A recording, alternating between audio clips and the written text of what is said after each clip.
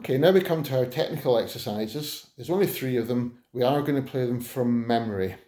Okay, so the first one is called C major in thirds, but we're only doing a bit of the scale. You can do a whole scale in thirds, but that gets really quite difficult.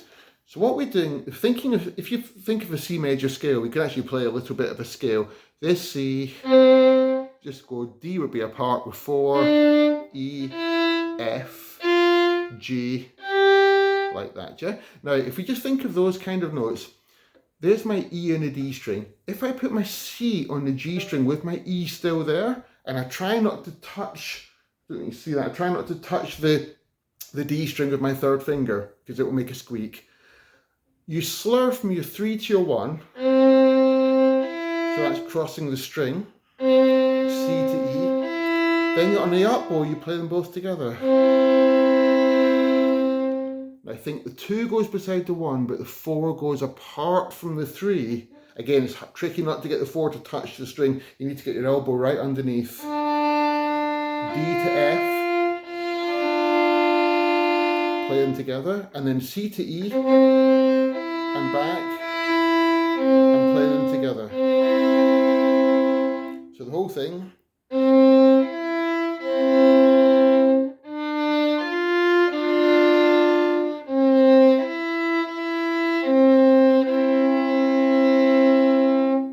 Quite hard to get really in tune, and quite hard to keep your 4 off that. The thirds are the tricky ones, really. We'll go back to the 6th now. I think they're a lot easier.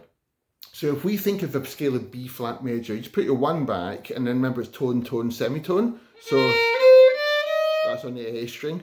And actually the D string notes are very similar. So what you basically do is you have your 1 on the A, but you play your open D first, and we do a similar thing but slurring over it and playing the notes together. So none to 1. Then you push that 1 onto the D string and you put your 2 and the A string in the right pattern, so apart. Push that 2 over, 3 apart. Push your 3 over, 4 together because it's an E flat. And you go back down, so 2 to 3 apart, 1 to 2 apart, none to backward 1. So I'll play the whole thing.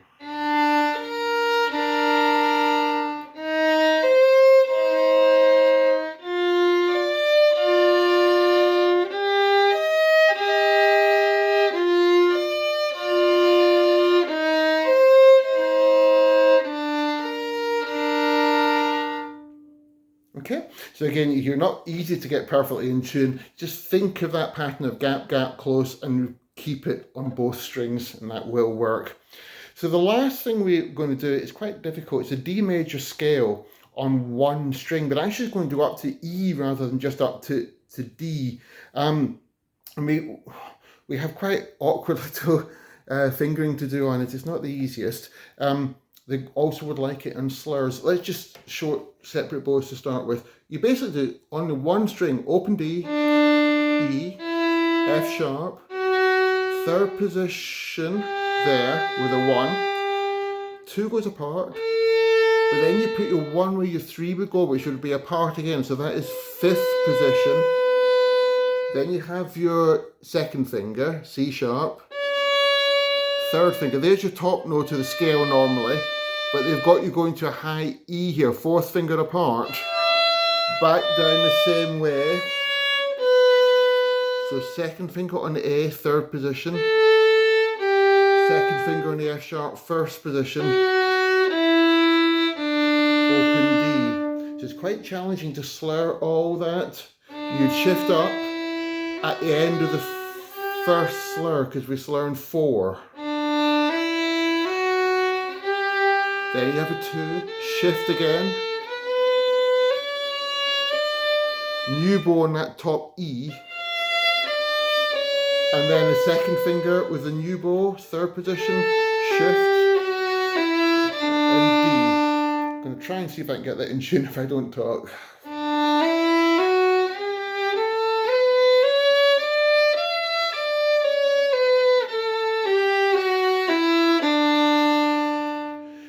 when I was doing that, I found when I went to the fifth position, I had to, when I put my 3 down, I have to kick my 2 out of the way. The gaps are too narrow for me otherwise. So here, kick it. And that shift again is where the wood meets the violin more or less for fifth position, just before it.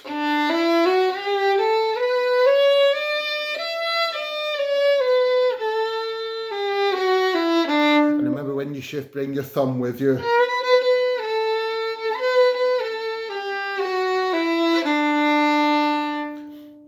And try and be as positive with your shifts as you possibly can be.